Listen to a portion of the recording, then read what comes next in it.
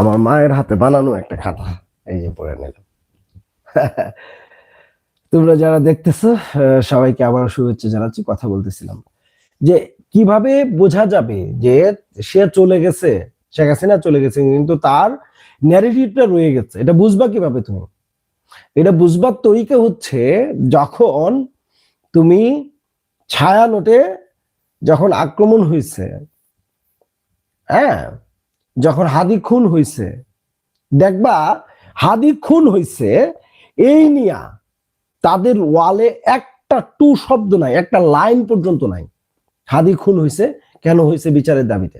কিন্তু যখন ছায়ানটে একটা হারমোনিয়াম ভাঙ্গে ফেলা হয়েছে, সেই হারমোনিয়াম নিয়ে তাদের এত বিশাল প্রবন্ধ, কবিতা, নানা কিছু, সে কান্না, এইটা দেখলে বুঝবা